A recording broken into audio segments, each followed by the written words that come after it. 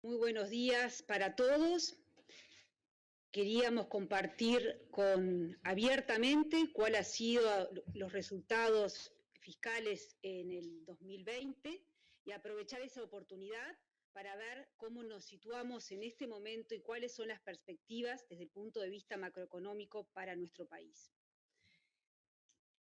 Queremos hacer hincapié en tres aspectos principales. En primer lugar, el año pasado el Uruguay atravesó y seguimos atravesando en este momento una pandemia sin antecedentes a nivel internacional y como respuesta para hacer frente a esa pandemia, el Uruguay, todos los uruguayos, porque en definitiva son recursos de todos los uruguayos, destinamos 1.217 millones de dólares para, perdón, 1.217 millones de dólares para hacer frente a esta pandemia.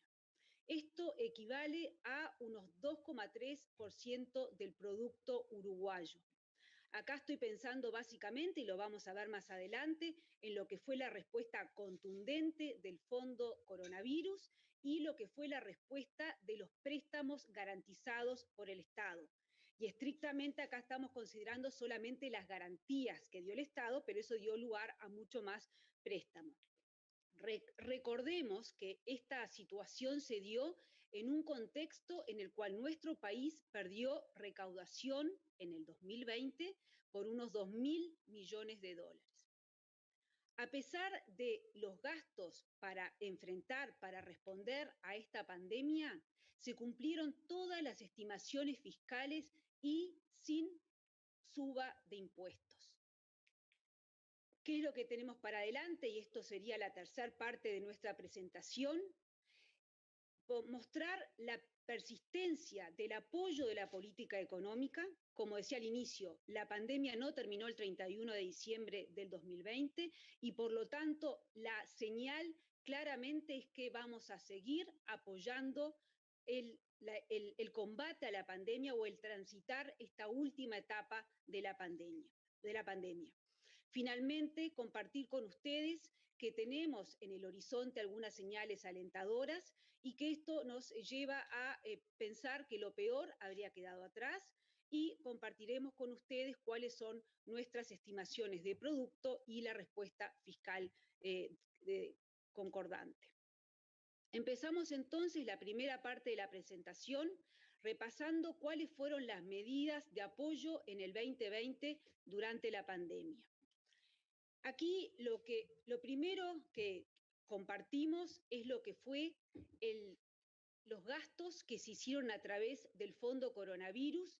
Recordemos que esto fue un fondo votado unánimemente por todos nuestros legisladores y nos pedía el fondo, el último artículo nos pide rendir cuentas una vez que culmine la emergencia sanitaria. A pesar de eso, todos los meses, en ocasión de la estimación, perdón, de los resultados fiscales que publicamos, hemos estado en una hoja particular dentro de esa planilla presentando mes a mes cuáles son los gastos que hemos destinado al fondo COVID. Lo que hacemos ahora es mostrar todos los gastos destinados a hacer frente a la pandemia durante el 2020. De esa manera, presentamos que el MIDES destinó 144 millones de dólares. Esto está muy en línea con lo que presentamos en la exposición de motivos de la ley de presupuesto. En materia de salud se destinaron 48 millones de dólares. La licencia de la construcción, que fue uno de los convenios iniciales, si recuerdan, en Semana de Turismo, fue de 17 millones de dólares. Por seguro de enfermedad, hemos tenido erogaciones por 26 millones de dólares y aquí es algo menos de lo que pensábamos que se iba a necesitar para hacer frente al seguro de enfermedad. Claramente esto responde a que la pandemia no afectó sanitariamente en la magnitud que uno podría esperar al inicio cuando hacíamos estas proyecciones en la rendición de en la exposición de motivos, cuando presentamos el presupuesto nacional. Las cifras mayores de egresos, de gastos, correspondieron a el seguro de desempleo que paga el Banco de Previsión Social tanto por el pago de los seguros de desempleo a quienes tienen que recurrir a este mecanismo, como por la resignación de aportes, o sea, aquellos aportes que se dejan de realizar al Banco de Previsión Social. En total, y esto es bueno que tengamos un esquema y con una cobertura amplia del seguro de desempleo, y es para estas situaciones como la de la pandemia que necesitamos estos instrumentos que apoyen a quienes atraviesan una situación complicada en materia laboral. Y la respuesta, y ya lo veremos, fue muy buena de parte del sistema, que a su vez tuvo modificaciones. Y presentamos otros insumos por un total de 25 millones de dólares. Esto nos lleva a que el total de egresos del Fondo Coronavirus ascendió a 711 millones de dólares. Reitero, en línea con lo que habíamos presentado en ocasión de la exposición de motivos del presupuesto nacional, y reitero que estas son cifras que todos los meses se venían presentando cuando se publicaba a fin de mes el resultado fiscal del mes anterior. En este momento estamos colgando un enfoque distinto del Fondo Coronavirus, que es una rendición de cuentas detallada que el subsecretario Irastorza ha venido siguiendo, ha monitoreado este proceso a lo largo desde la creación del Fondo Coronavirus, y creímos que era oportuno presentarlo cerrando el 2020 y no tener que esperar a que salgamos de la emergencia sanitaria, porque obviamente cuando se presentó la ley del Fondo Coronavirus, los tiempos que manejábamos de la pandemia eran más acotados. Seguimos en pandemia, terminó el año 2020, nos parece bueno presentar claramente a la ciudadanía cada uno de los distintos rubros en los que se gastó en el Fondo Coronavirus. Aquí, si ustedes van a partir de cuando termine esta presentación, si van a la página web del Ministerio de Economía y Finanzas, va a estar colgada el detalle, que es bastante largo como para presentar en este momento, pero que queda a disposición de toda la ciudadanía. Cuando el 13 de marzo conocimos de que teníamos los primeros casos de COVID-19 en el país, inmediatamente se dio una respuesta para enfrentar esa emergencia sanitaria y para mitigar todos los impactos económicos y sociales. El 19 de marzo ya estábamos anunciando las primeras medidas que tienen que ver con el apoyo al sector productivo y muy particularmente con un foco en las micro, pequeñas y medianas empresas. Esto no se hizo solamente a fines de marzo, ustedes recordarán que teníamos quizás una vez por semana o quizás cada menos frecuencia, anuncios en donde íbamos estudiando con las distintas carteras involucradas la situación de cómo estaba impactando la pandemia, íbamos dando respuestas frente a este dinamismo de la crisis sanitaria en nuestro país. Tenemos, por ejemplo, que inicialmente se exoneró con el 40% los aportes patronales y personales para los meses de marzo y abril, para las unipersonales, los monotributistas y el monotributista social Mides. También muy inicialmente se aplazaron los vencimientos de los tributos de la DGI, también la propia Agencia Nacional de Desarrollo aplazó el cobro de los créditos que había dado, y el Banco Central en esos días, creo que también fue por fines de marzo, que sacó una comunicación que habilitaba extender el vencimiento a los bancos privados, el cobro de los préstamos de los bancos privados a quienes les habían dado préstamos. En materia de seguro de desempleo, reitero, esto fue un mecanismo que era el momento para usarlo, y aún así, como comentamos en reiteradas oportunidades con el ministro Mieres, veíamos que en esta situación extraordinaria nos quedábamos atrás y queríamos proveer de mayores instrumentos para acompañar a los trabajadores y a las empresas, de vuelta con el foco en las más pequeñas. Y es así que surge el esquema de seguro de desempleo flexible y el seguro de desempleo parcial.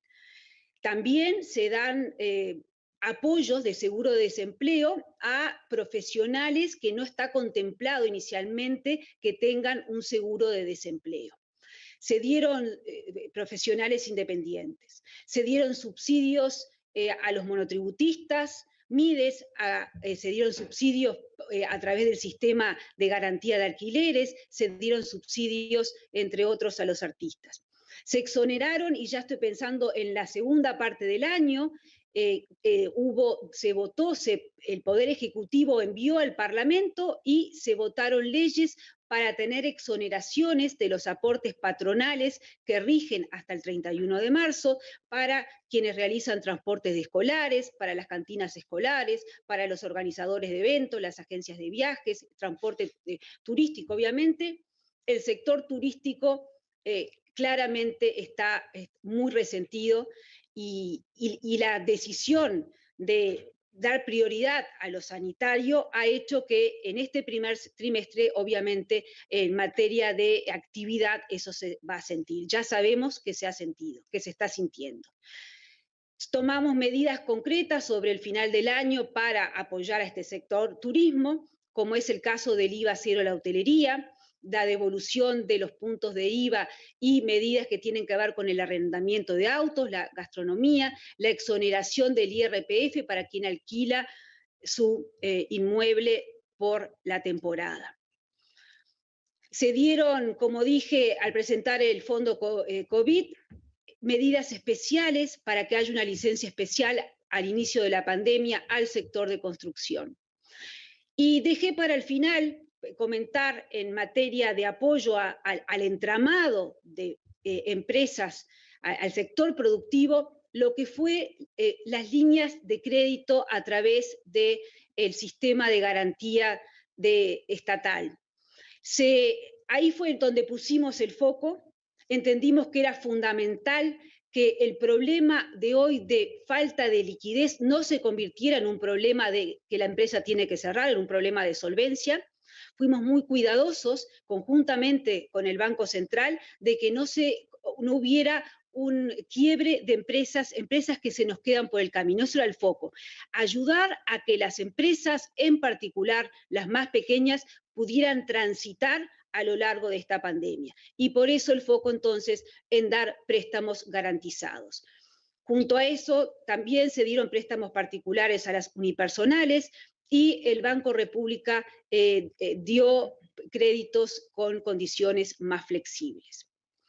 Por otra parte, se apoyó particularmente a los hogares más vulnerables, con un paquete de instrumentos que tienen que ver con lo social. Se reforzaron las tarjetas Uruguay Social, las AFAMP, y los programas de alimentación del INDA, pero también el MIDES ofreció un instrumento nuevo, que es el de las TUAP, que es una posibilidad de obtener ingresos para hacer frente a la alimentación básica. En algunos casos son canastas físicas, pero básicamente el instrumento es a través de un sistema electrónico, una aplicación.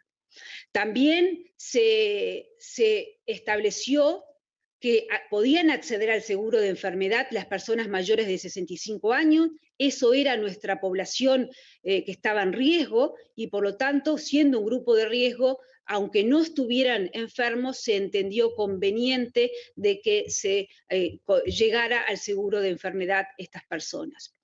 El MIDES respondió con nuevos refugios para las personas en situación de calle, situación que obviamente se exacerba durante la pandemia, y se da una cobertura transitoria a quienes, a través del FONASA, aún a quienes están desempleados, en el entendido que es una crisis sanitaria y que es el peor momento para que estas personas perdieran su cobertura.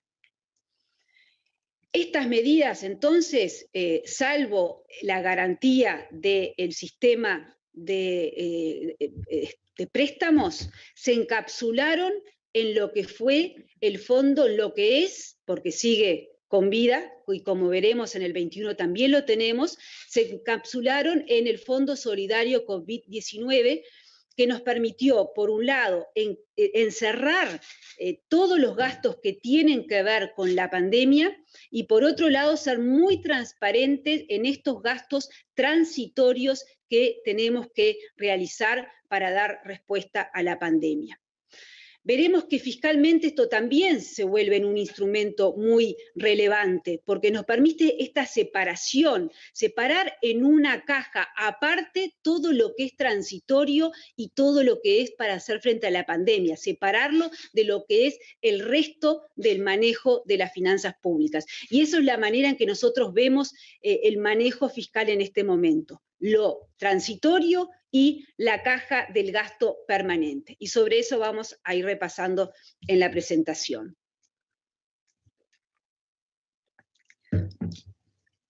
Hacemos un doble clic en lo que es el apoyo a la población más vulnerable, las transferencias sociales, como dije, los 3 instrumentos, las tarjetas Uruguay Social, las AFAMP y las TUAP, aumentaron el monto de erogaciones en estos instrumentos, y si lo medimos en la misma unidad para comparar, vemos que hubo un aumento de un 56% entre las transferencias que se destinaron en 2019 a través de estos instrumentos y las transferencias que se destinaron en 2020 con los mismos instrumentos, con la salvedad que el TUAP es un instrumento nuevo. En materia de cobertura de a cuántos beneficiarios llegan a estas transferencias sociales, también tenemos un aumento de un 40%, en el 2019 llegaba a 602.000 beneficiarios, y en el 2020 llega a unos 840.000, casi 841.000 beneficiarios. Acá estamos considerando como beneficiarios a los titulares y a los menores. Si a eso le sumamos otras personas que se encuentran en estos hogares de contexto vulnerable, llegamos a más de 1 millón de personas, 1.100.000 personas. Quisiera recalcar nuevamente el papel que ha tenido el seguro de desempleo. El seguro de desempleo, que nuestro país tiene muchísimos años, está creado para momentos como el que atravesamos en el 2020. Y la respuesta del seguro fue masiva, y aún a pesar de esa respuesta se le agregó a lo que es el seguro de desempleo tradicional el esquema especial que corresponde al seguro parcial y el seguro flexible. Básicamente lo que se intentó es que la economía siguiera funcionando, aunque sea a una velocidad diferente, que los trabajadores tuvieran la oportunidad de parcialmente trabajar y parcialmente acceder a este seguro especial. Este seguro se mantiene, también nuestro horizonte es el 31 de marzo. Si vemos qué es lo que sucedió con el seguro de desempleo en cuanto a las causales, por qué motivo se accedió a este seguro de desempleo, vemos que en la comparación del 2019 con el 2020, en este año, perdón, en el 2020, en el último año, la mayor parte, el 60% de los beneficiarios de seguro de desempleo lo hicieron accedieron al mismo por motivo de suspensión de sus tareas, mientras que el año pasado, perdón, estoy un año para atrás, mientras que en el 2019 las 2/3 partes, el 66%, recurrió al seguro de desempleo por motivo de despido. En lo que estamos observando en los últimos meses, esto lo hemos recalcado, y también el Ministerio de Trabajo, es que hay el deterioro, una estabilidad, diría, en la cantidad de personas que acceden al seguro de desempleo. El dato de diciembre fue un poquito peor que el de noviembre, pero esperamos que a partir del mes de noviembre estar observando una estabilidad en lo que es la cantidad de seguros de desempleo que se piden. Y aquí de vuelta, este instrumento es muy valioso, lo seguimos revisando. La pandemia continúa y por lo tanto lo que se haga para apoyar al trabajador está bajo continua revisión. Y también aclararles que lo que estamos presentando, todo el esquema de seguro de desempleo, obviamente es para proteger al trabajador que está en la formalidad. También tenemos que proteger al trabajador que está en la informalidad y que es quien más ha perdido su trabajo. Porque, aunque parezca inicialmente contradictorio, la informalidad en el 2020 baja con respecto al 2019, con todas las salvedades que metodológicamente podemos tener, porque no se está realizando las mediciones de la misma manera.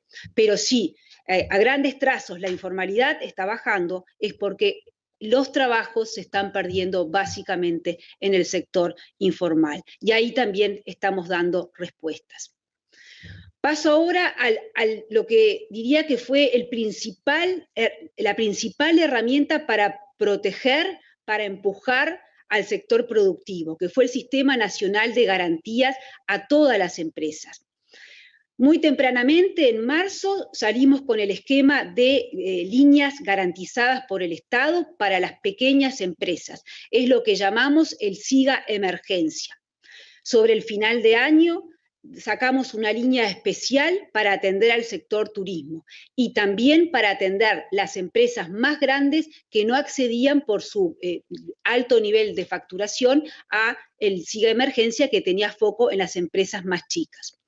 En total, en el 2020 se dieron crédito por casi 690 millones de dólares a todas las empresas, básicamente a través del SIGA Emergencia. Y si lo separamos en los distintos tipos de instrumentos, las empresas más chicas, lo que accedieron a través del SIGA Emergencia, obtuvieron créditos por 656 millones, las de turismo por casi 2 millones, las más grandes por 32 millones. Este total de 689 millones de dólares fue garantizado por fondos estatales que ascienden a 506 millones de dólares. Y este número de 506 millones de dólares es el que presenté inicialmente cuando decíamos que se respondió a la pandemia con 711 millones de dólares a través del Fondo COVID y 506 millones de dólares a través de las garantías del SIGA. Nuevamente, estamos hablando que la respuesta ante la pandemia fue contundente. Estos 1.217 millones de dólares a través del Fondo COVID y a través de este instrumento que estamos presentando de fondos garantizados. La mayor parte de las garantías se dio a las microempresas. El 55% de las garantías otorgadas fue a las microempresas, el 30% a las pequeñas, el 14% a las medianas. Y si queremos ver por sector de actividad cómo se repartió este apoyo de préstamos, la mayor parte corresponde al sector comercio y al sector servicios. Volvemos al SIGA de emergencia, que fue el que desde el inicio se puso todo el foco para apoyar a las pequeñas y medianas empresas. El SIGA de emergencia llegó a 13.700 empresas que emplean aproximadamente 110.000 trabajadores. Y es importante notar que el 20% del total de las empresas pequeñas del país accedieron a este instrumento y el 26% de las empresas medianas accedieron a este instrumento. Este instrumento adicionalmente se da de la mano de una baja notoria en las tasas de interés, tanto en moneda nacional como en moneda extranjera, lo que es fundamental para que no solo se pueda acceder al crédito, sino que ese crédito se pueda pagar cuando empiece a reactivarse la economía. Este apoyo contundente a la pandemia no impidió que se cumplieran las previsiones fiscales. Se cumplieron todas las previsiones fiscales que estaban en la ley de presupuesto. Y esto es importante porque hacía mucho tiempo que en materia fiscal no se cumplían las estimaciones que realizaba el gobierno. A pesar de que tuvimos un contexto muy adverso a nivel internacional, a pesar de que no se dudó no se escatimó en los recursos que había que dar para hacer frente a la pandemia, todas las estimaciones y los objetivos fiscales se cumplieron. En primer lugar, se cumplió con lo que era la estimación del resultado para todo el sector público global. Y aquí presento dos resultados, porque el Banco Central a fines del año pasado realizó concluyó luego de muchos años una nueva metodología para calcular el Producto Interno Bruto, y por lo tanto nos manejamos para compararnos con lo que nos habíamos puesto como meta con las dos cifras. El déficit fiscal de todo el sector público global en el 2020 fue de 6% del producto. Lo que habíamos estimado en la ley de presupuesto era 6,5% del producto con la metodología vieja, con lo cual, para compararnos con esa vieja metodología, corresponde presentar también el producto con la vieja metodología, y en este caso el déficit fiscal nos da 6,4% del producto. Es decir, el resultado de todo el sector público estuvo alineado, fue menor a el déficit que se estimaba en la ley de presupuesto. Si en vez de mirar todo el sector público vamos únicamente al gobierno central, que es el más grande y el que más se ha deteriorado en lo que es todo el resultado global, también observamos un cumplimiento en la estimación fiscal. En el 2020, el resultado del déficit fiscal solo del gobierno central BPS fue de 5,8% del producto. Nuevamente, nuestra estimación en la ley de presupuesto era de 6,6, el resultado con esa misma metodología de producto fue 6,3. O sea, estimamos 6,6 de déficit del gobierno, el resultado comparable fue de 6,3%. Nuevamente, entonces, se cumplió con la estimación fiscal. Es importante entender que no solamente nos importa el resultado observado, el común y corriente, el nominal que estamos acostumbrados, sino que hemos puesto un foco especial en la regla fiscal que hemos presentado en la Ley de Urgente Consideración, en separar lo que es permanente de lo que es transitorio. Acá es como que tenemos dos cajas que manejamos de manera distinta. Lo permanente es lo que nosotros llamamos el resultado estructural, y lo transitorio es lo que, porque estamos en un momento económico de auge o de recesión, hay que limpiar ese efecto. No siempre se va a recaudar mucho o no siempre se va a recaudar menos porque estamos en recesión, hay que sacar ese efecto, y lo mismo los efectos extraordinarios, que son de una sola vez y que no van a darse siempre, como claramente en el 2020 ha sido la pandemia. En materia, entonces, de resultado estructural, que reitero es el resultado fiscal, donde sacamos lo que es el ciclo económico y todo lo que es extraordinario. Ahí, en el 2020, el resultado estructural para el gobierno central fue de 4,1%, con lo cual tenemos, y esto está totalmente alineado con lo que se presentó en el presupuesto nacional, y tenemos del 2019 al 2020 una mejora en el resultado estructural de 0,4 puntos porcentuales, que es, diría que el doble, Marcela, de lo que estábamos estimando en la exposición de motivos de la ley de presupuesto. O sea que también el resultado estructural se cumplió, y bastante más de lo que se esperaba y lo que se proyectó en la ley de presupuesto. Esto que llamamos resultado estructural es uno de los ejes, de los pilares de la regla fiscal, de la nueva institucionalidad fiscal que hemos presentado. Otro eje que hemos presentado para vigilarnos, controlarnos, monitorearnos cuál es nuestra conducta fiscal, es el ponerle un límite al gasto total, excluyendo los intereses, del gobierno central. Ahí presentamos el presupuesto nacional, que el tope al gasto tenía que ser el que está relacionado con el crecimiento potencial del producto, lo estamos estimando, como pusimos en el presupuesto nacional, en 2,3%, y en el 2020 ese aumento de gasto cumplió también con el tope del 2,3%, porque fue 0,4%. Veamos ahora ese aumento del gasto, cómo fue la variación, cuánto aumentó en términos reales, es decir, descontando la inflación, en cada una de las distintas partidas. Y ahí observamos que en remuneraciones el total del gasto bajó 1,9%, los gastos no personales aumentaron 1,9%, las pasividades aumentaron 0,4%, las transferencias aumentaron 2,5%, la inversión, incluida las PPPs, bajaron 7,7%. Estas barras azules corresponden a todo el gasto del gobierno. Pero de vuelta, la lógica con la que operamos, con la que manejamos las finanzas públicas es separemos de toda esta caja lo que es COVID y lo que no es COVID.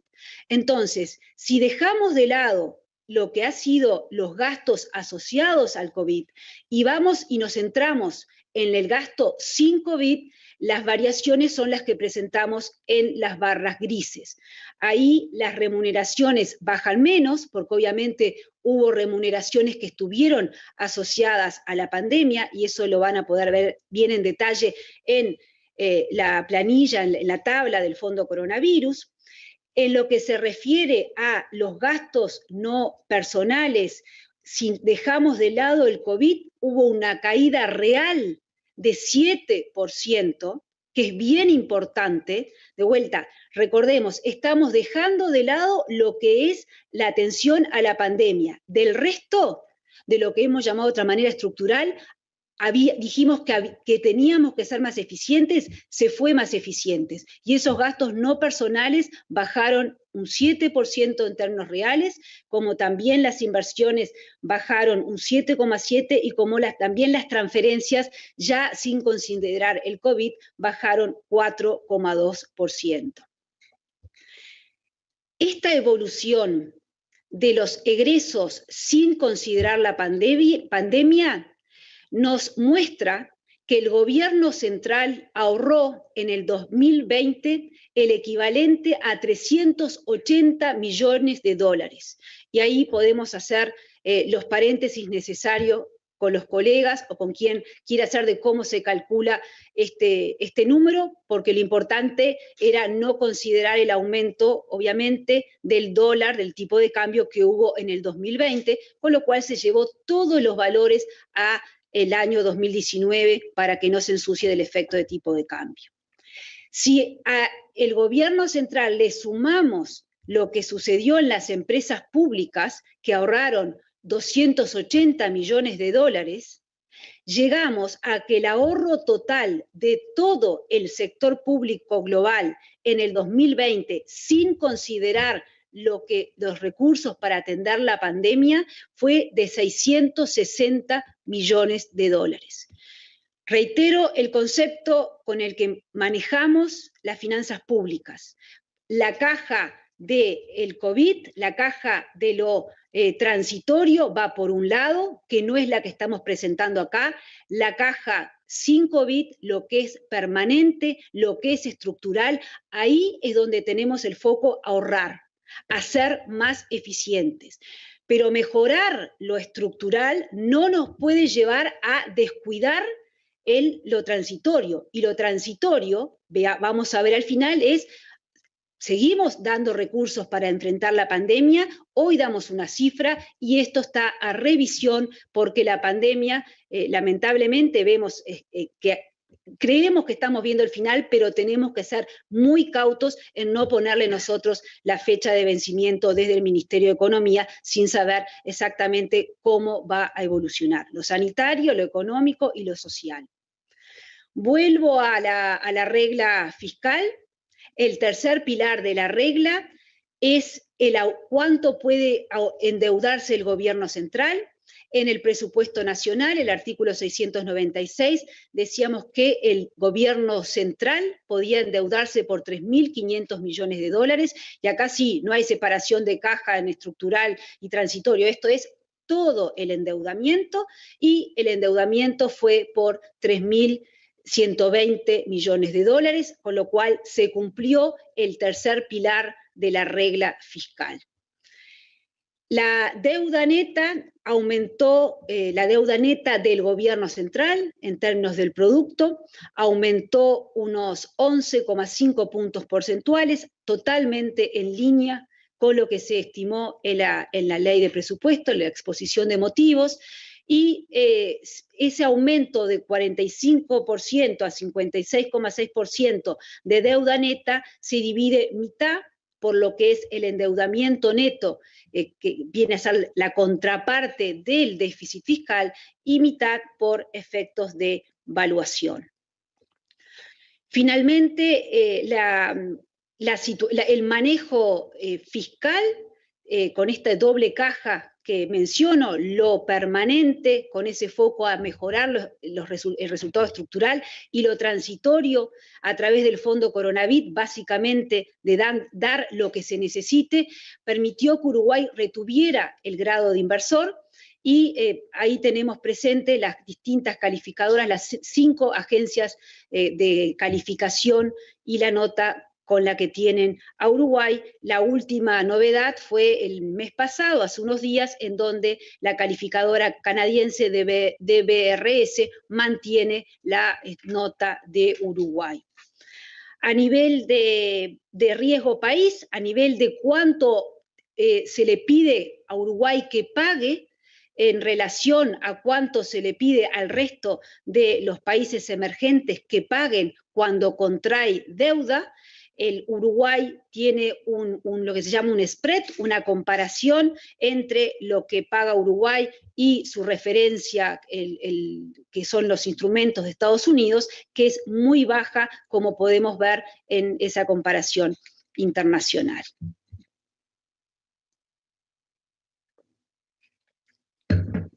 Finalmente, vamos a la tercera parte de la presentación que queríamos compartir hoy, de cuál ha sido nuestro balance del año y qué es lo que estamos viendo para adelante. Y no podemos dejar de comenzar con lo que es el contexto externo para ver cuáles son las perspectivas. Y ahí, en el contexto externo, tenemos señales positivas que tienen que ver con una tasa de interés internacional que vuelve a estar en niveles muy bajos como lo estaba hasta el año 2016, producto como respuesta de la pandemia. La política monetaria en Estados Unidos ha llevado a que las tasas de interés estén en unos niveles sumamente bajos. Si vemos qué es lo que va a pasar con el crecimiento de los países relevantes para Uruguay, luego de, obviamente, un 2020 en donde la mayoría de los países cayeron, China claramente es la excepción, en el 2021 se espera que haya crecimiento de parte de Estados Unidos, que China crezca más de parte de la zona euro, y nuestros vecinos también con las dificultades que tienen, pero se esperan que ambos, tanto Argentina como Brasil, estén en una situación más favorable. También la tendencia reciente de los precios de los commodities sería una señal positiva para nuestro país. En lo que ha sido el manejo de la pandemia de Uruguay en la comparación internacional, creemos que es relevante ver cuál ha sido el impacto sanitario, cuál ha sido el impacto en la salud de los uruguayos, y a pesar de que sobre fin de año tuvimos el aumento de los casos positivos del COVID, en la comparación internacional Uruguay está bien parado, compara muy bien en lo que es la cantidad de casos totales por millón de personas, y también lo que es el índice de letalidad, es decir, cuántos fallecidos hay por millón de personas. Es bravo poner un índice de esto, pero son indicadores que uno tiene que mirar para saber cómo está parado y cómo se está manejando en relación al resto del mundo. Y si uno ve cómo se ha manejado en el país la pandemia, y ya no desde el punto de vista de la opinión desde el gobierno, sino desde el punto de vista objetivo, aquí tenemos un indicador que, realizado por un instituto australiano, en donde nos muestra, en este indicador resume distintos elementos de manejo de la pandemia, y Uruguay a nivel de Latinoamérica califica en primer lugar, y a nivel mundial está muy bien posicionado. ¿Cuál es la contracara de este manejo de la pandemia? La contracara es que en un país donde la movilidad ha permanecido, en donde desde el inicio se ha optado por no ir a una cuarentena general, donde se ha apostado a que los motores de la economía sigan funcionando, bueno, la caída para el 2020 del producto de Uruguay es menor a lo que sucede en el resto de América Latina. La excepción es Brasil y Paraguay. Pero en esa comparación internacional, Uruguay tiene un impacto menor. Y aquí el dato que estamos presentando es la caída del producto en el 2020.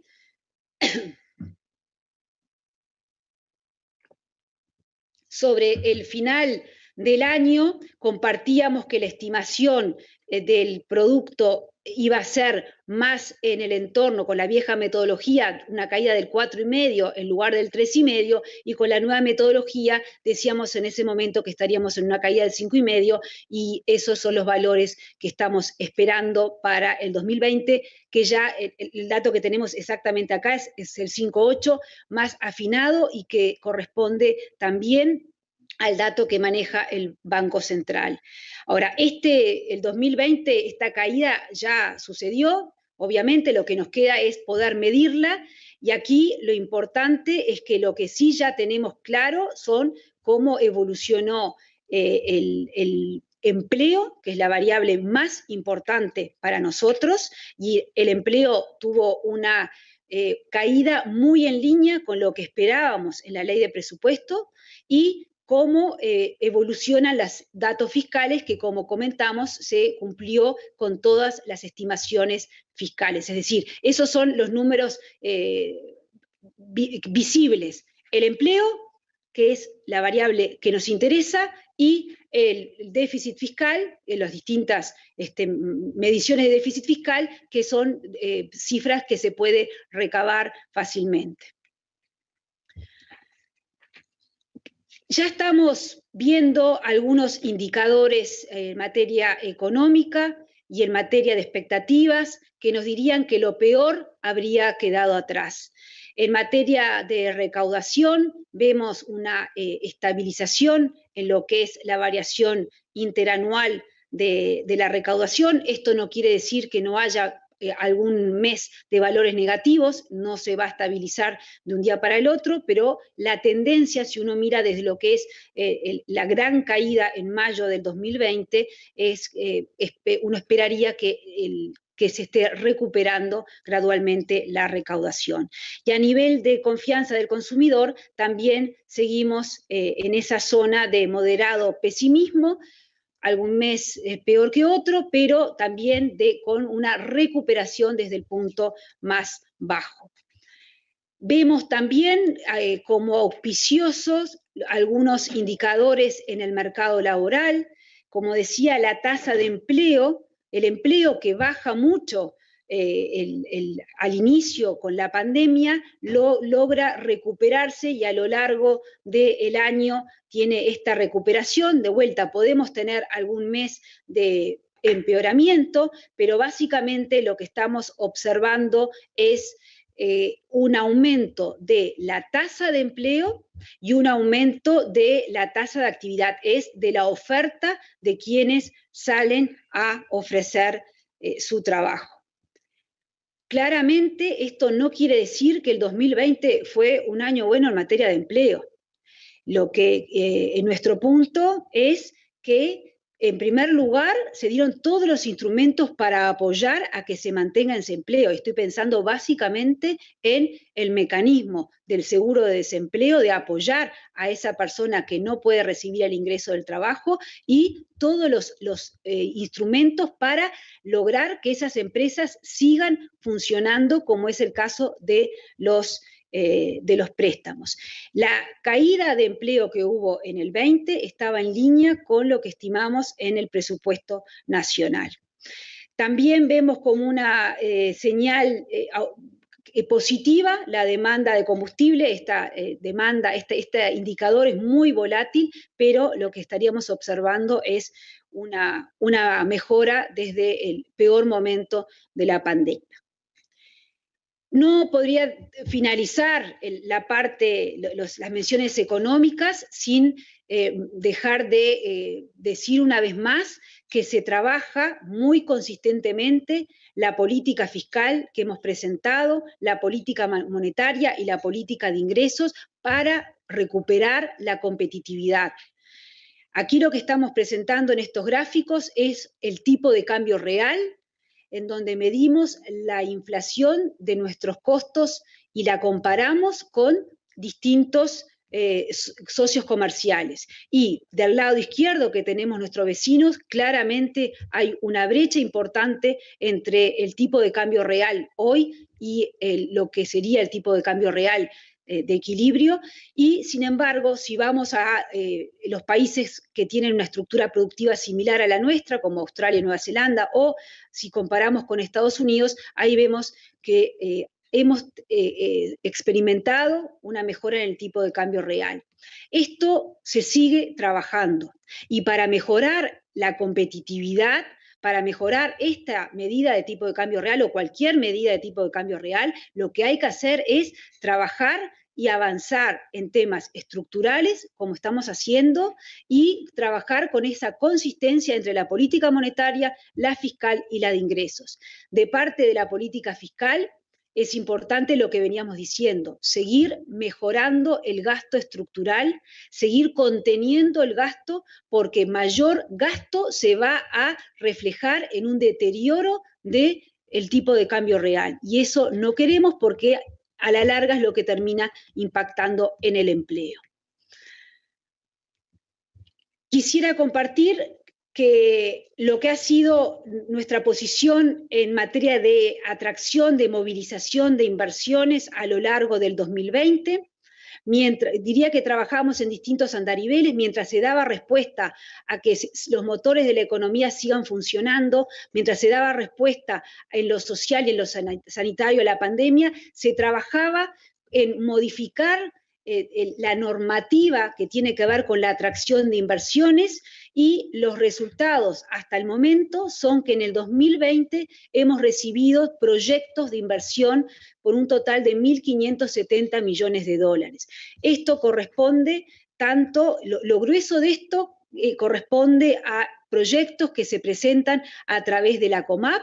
Estamos pensando en lo que fue el proyecto inicial, transitorio, y luego algunos elementos que se agregan con componentes sectoriales y componentes que tienen que ver con la generación de empleo. A fines de septiembre se da este segundo decreto. El grueso de las inversiones es de la COMAP. Tenemos que agregar también las inversiones que vienen de las grandes construcciones económicas y las inversiones que vienen de la vivienda promovida.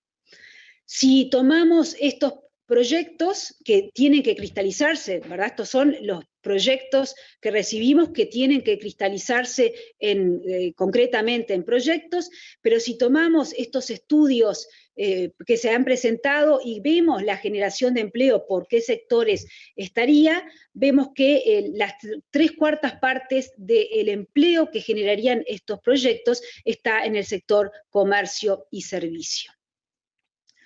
A la vez que se trabajó en la atracción de inversiones, desde el inicio se avanzó en la agenda de reformas estructurales.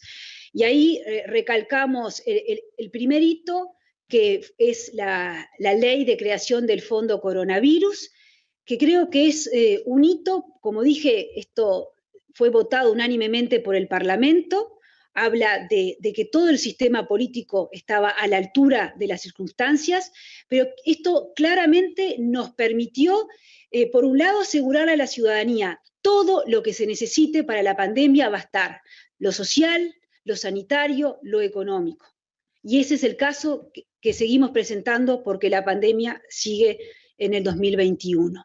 Y por otro lado, logramos encapsular esos gastos por fuera del resto del manejo fiscal. Entonces, nos permite mostrar que hay un apoyo incondicional a la pandemia y por otro lado, separar esta caja de la caja del resto del manejo fiscal que sí tiene que ir mostrando esta mejora estructural.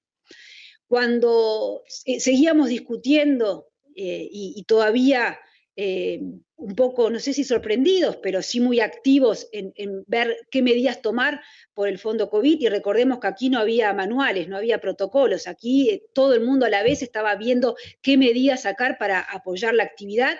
Bueno, en el medio de esa discusión, el 23 de abril se envía la ley de urgente consideración al Parlamento, queda promulgada el 9 de julio, y aquí tenemos un mojón bien importante de reformas estructurales para adelante. Y creo que es bueno destacar que la pandemia no nos impidió ver que había que poner bases para seguir trabajando en lo estructural. Menciono algunos de los elementos que aparecen en la ley de urgente consideración. De vuelta, un foco muy especial en las pequeñas empresas. Hay una modificación, se modifica, se autoriza al Poder Ejecutivo a que realice una modificación tributaria de manera que las empresas más pequeñas dejen de pagar impuestos, un monto fijo, lo que llamamos el IVA mínimo, y que pasen a pagar sus impuestos de acuerdo a lo que realmente facturan, y a su vez quienes le compran a estas pequeñas empresas y son contribuyentes de IRAE pueden descontar ese gasto, que esto había sido un pedido de muchas empresas pequeñas en Montevideo, pero particularmente cuando uno recorría todo el país. En esta ley de urgente consideración se presentó la nueva institucionalidad fiscal, la nueva regla fiscal que presentamos en el día de hoy. Se dio un foco especial en el mercado de combustibles, que debe mejorar con el objetivo de que baje el precio de los combustibles. Se dio un foco especial a la reforma de la seguridad social. Se creó el comité de expertos sobre fin de año y se sigue trabajando en ese sentido. Luego tenemos a mitad de año, el 31 de agosto, se envía la ley de presupuesto nacional para este periodo, que se promulga a fines de diciembre, y ahí se implementa lo que se diseñó de institucionalidad fiscal en la ley de urgente consideración, se implementa. Se le pone los números correspondientes y se termina de cerrar estos 3 pilares fiscales que decíamos, y esto obviamente que va avanzando. Estamos en una etapa de llamar a la creación de los comités externos fiscales, tanto el de expertos como el comité fiscal asesor, pero se va avanzando en estos mojones que se puso de nueva institucionalidad fiscal. También la ley de presupuesto tiene elementos que tienen que ver con una mejor gobernanza de las empresas públicas, y también en la ley de presupuesto tenemos un foco particular en el tema medioambiental a través de un artículo en donde mostramos que desde lo económico, porque obviamente que hay todo un capítulo anterior que es la creación del Ministerio de Ambiente, pero me estoy refiriendo a lo económico. Desde lo económico se internaliza el cuidado ambiental en la política económica, y así se escribe en blanco y negro en el presupuesto.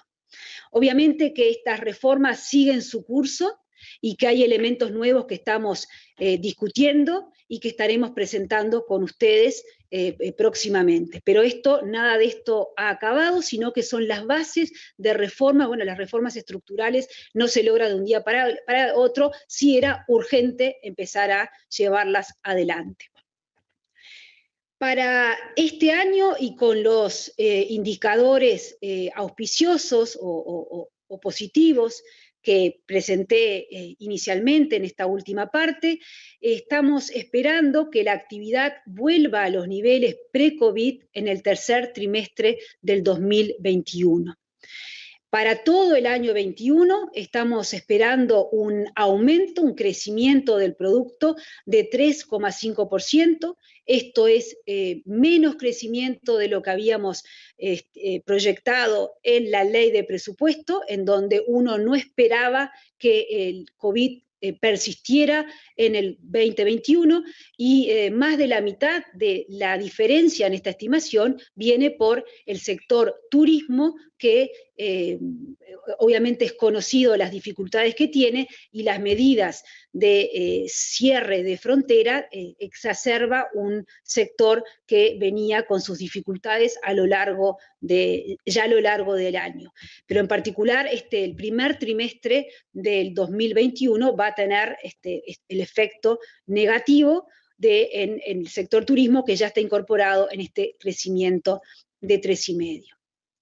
¿Y qué es lo que esperamos entonces en materia de las finanzas públicas?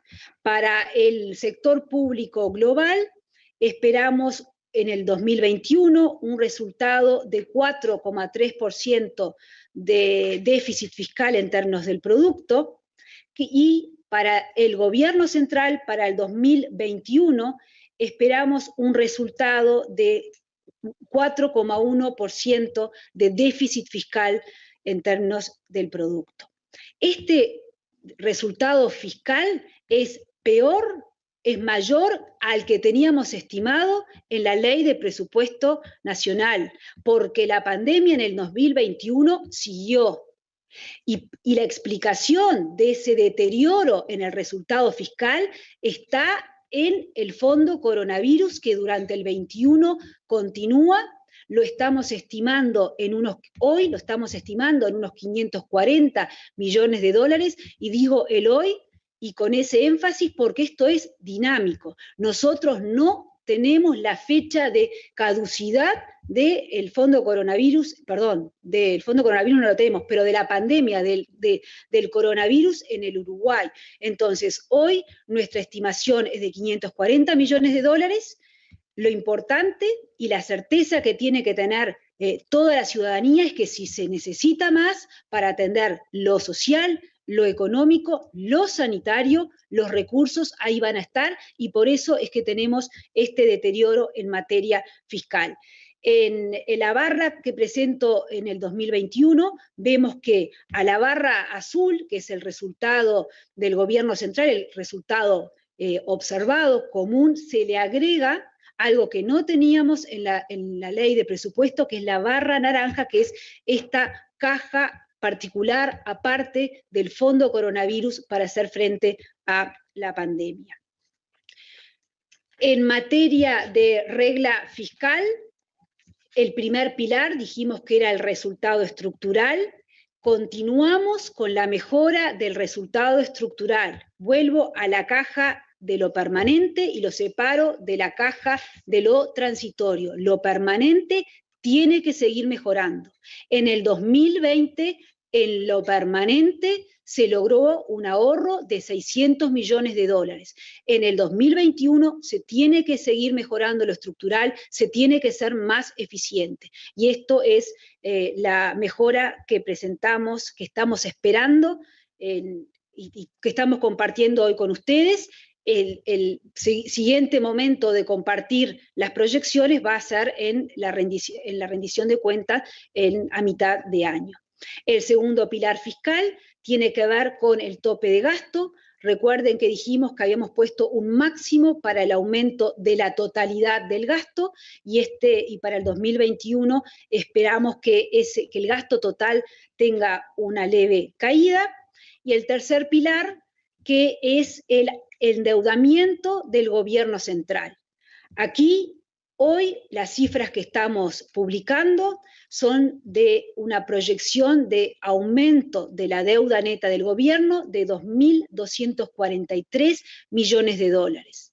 Hoy, esta estimación es menor a lo que indica el artículo 696 de la Ley de Presupuesto. Esto sería lo que antes llamábamos la Ley de Tope de Endeudamiento. Bueno, en el 2020 mostramos su cumplimiento y en el 2021 lo que nosotros estimamos o no dejamos la posibilidad de que recurramos a la existencia de pandemia. Hay un artículo, el 699, que nos dice, en caso de haber situaciones extraordinarias, se puede aumentar en un 30% ese aumento del el endeudamiento. Con las proyecciones hoy no tendríamos que acudir a ese artículo, pero la realidad es que como este endeudamiento es todo, y no separamos lo estructural de lo permanente, perdón, de lo transitorio, si lo transitorio tiene que ser más, se acudirá a el artículo que nos permite tratar como extraordinario lo extraordinario y aumentar el endeudamiento por existencia de este factor extraordinario. Finalmente, recapitular que hemos cumplido con todas las previsiones fiscales. En la ley de presupuesto teníamos un resultado fiscal de 6,6 y el valor efectivo fue de 6,3%. En la ley de presupuesto hablamos de una mejora del resultado estructural de 0,2 puntos porcentuales y fue 0,4 puntos porcentuales. Hablamos de que el gasto primario no podía aumentar más que de determinado tope, y hablamos de que no podía, y estimamos que iba a aumentar un 0,7 y aumentó un 0,4. Hablamos de que el nuevo tope de deuda, el endeudamiento del gobierno en términos netos, no podía ser más de 3.500 millones de dólares y fue 3.120 millones de dólares. Y agregaría a todo este cumplimiento en materia fiscal el cumplimiento de lo que presentamos en la ley de presupuesto en materia de inflación. Se presentó para el 2020 un 9,5% y fue levemente inferior. Finalizo entonces volviendo a lo que decía al inicio. La pandemia nos dejó en una situación en donde había que responder rápidamente con todos los recursos necesarios para hacer frente a las necesidades sanitarias, a las necesidades sociales de los grupos más vulnerables y las necesidades económicas para que los motores de la economía seguían funcionando. Lo hicimos así en el 2020, se respondió con el Fondo Coronavirus.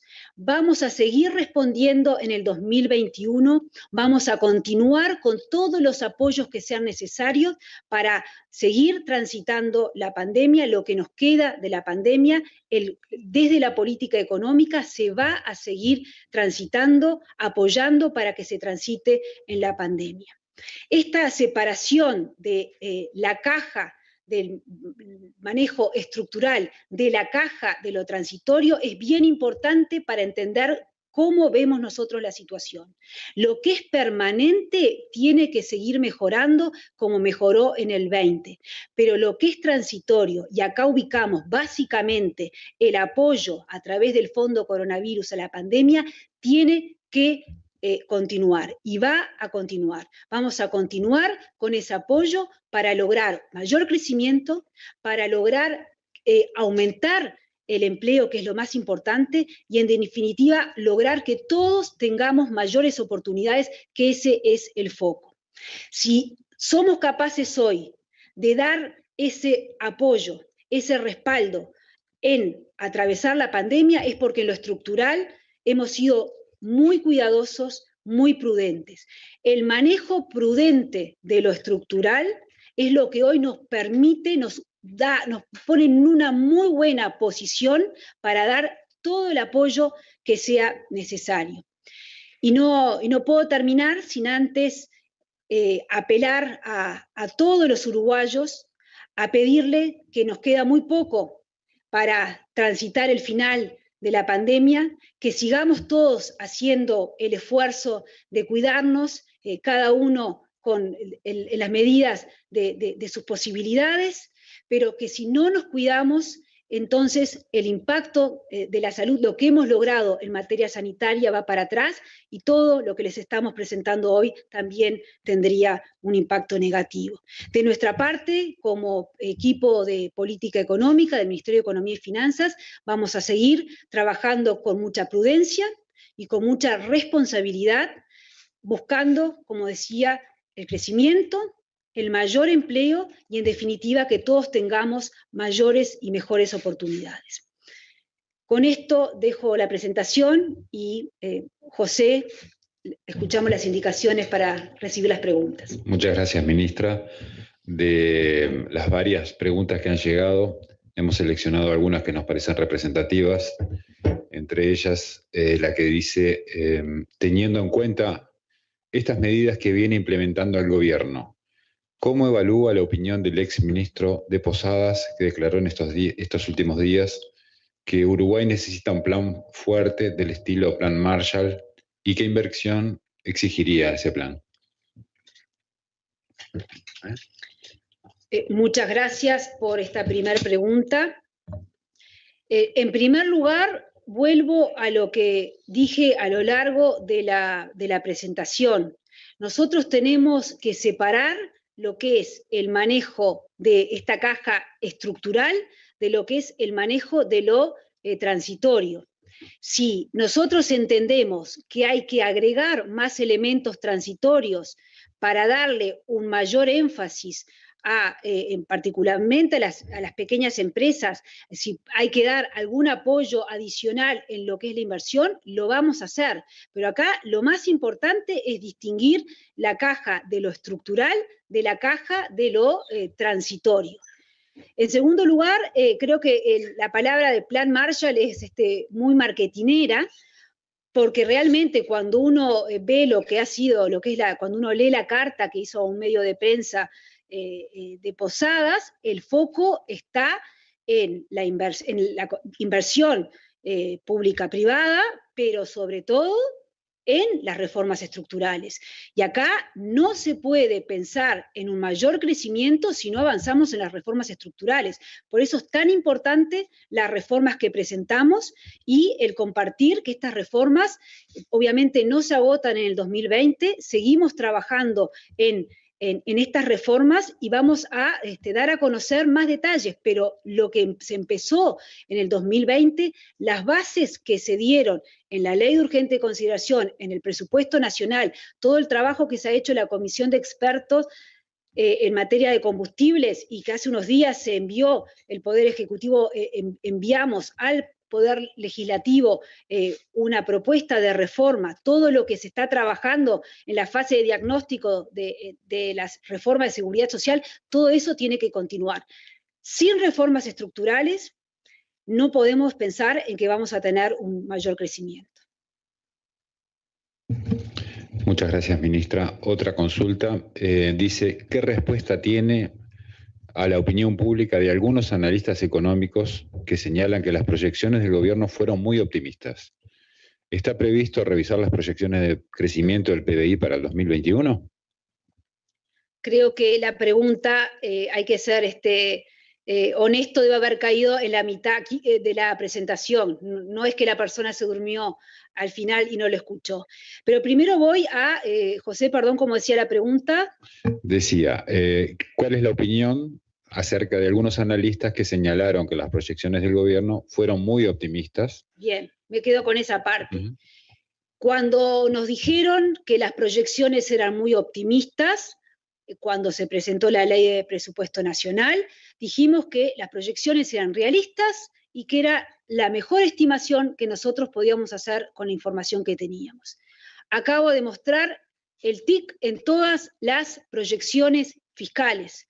O sea que claramente no eran proyecciones optimistas, sino que fueron proyecciones que en su totalidad se cumplieron. Se cumplió la estimación del resultado observado fiscal, se cumplió la mejora en el resultado estructural, esta segunda caja de lo permanente, se cumplió el aumento de gasto, el tope de aumento de gasto, se cumplió el endeudamiento neto del gobierno central. y además agregamos que se cumplió con la inflación. O sea que esa primera parte no considero que sea así.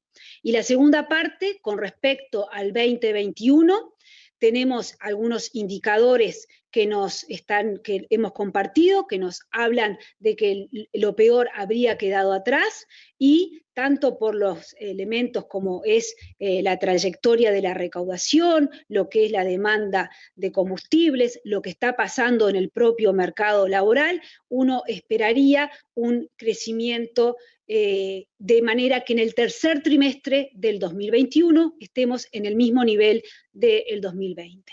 Para todo el 2021, como dije al final de la presentación, estamos estimando un crecimiento de 3,5%.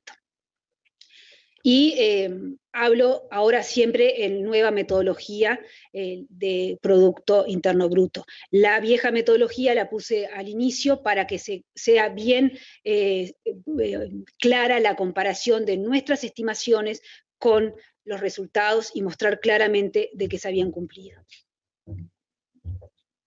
Gracias, ministra. Otra consulta viene acerca de los motivos por los que se resolvió modificar la referencia del IPC al índice medio de salarios para calcular las BPC, las bases de prestaciones, considerando que afecta la capacidad de compra de los salarios y jubilaciones en un contexto en el que el mercado interno puede tener una retracción. Agradezco mucho esta pregunta porque me parece muy importante aclarar.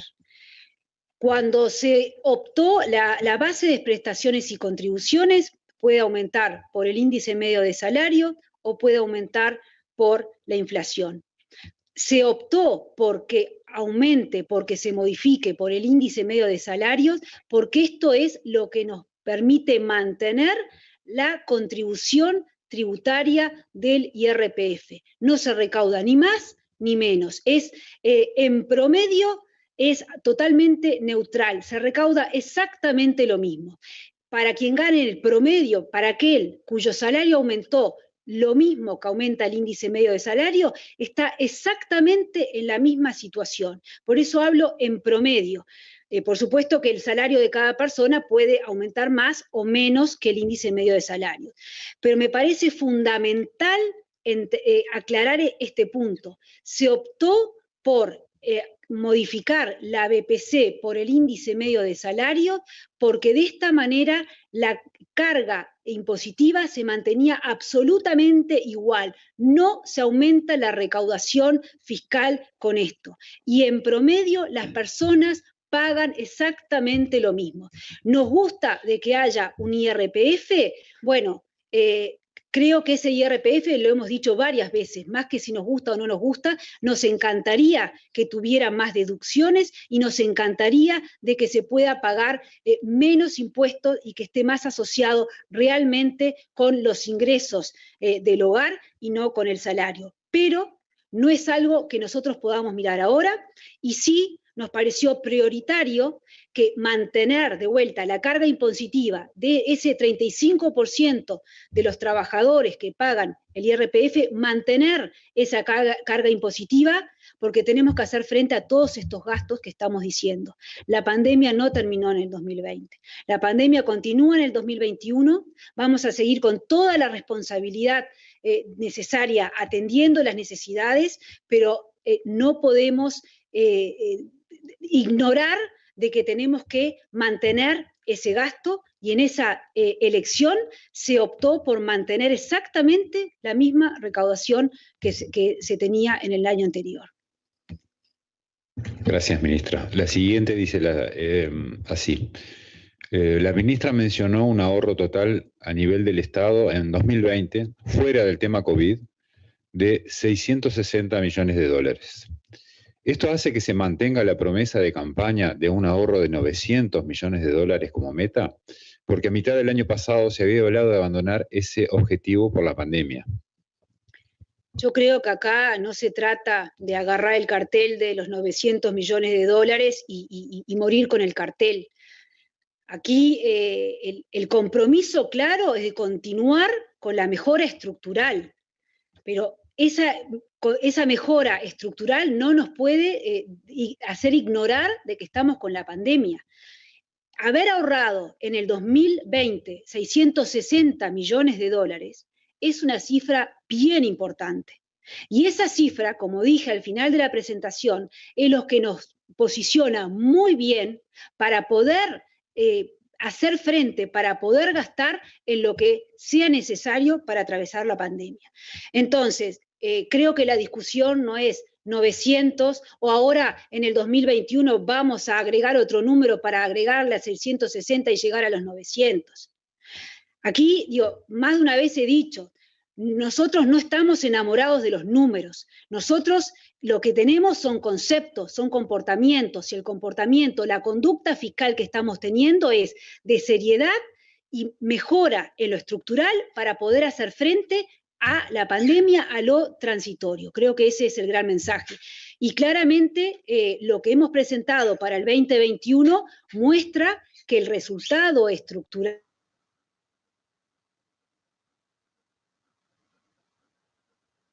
de 4 puntos porcentuales, en el 2021 lo que estamos presentando es una mejora todavía más significativa. O sea que sí va a haber ahorro, pero creo que no va por comparar con 900 o no, sino cuál es la filosofía de la conducta fiscal. Muchas gracias, ministra. Hacemos la última, si le parece. Perfecto. Y dice así, ¿qué sectores de la economía ven con mejor...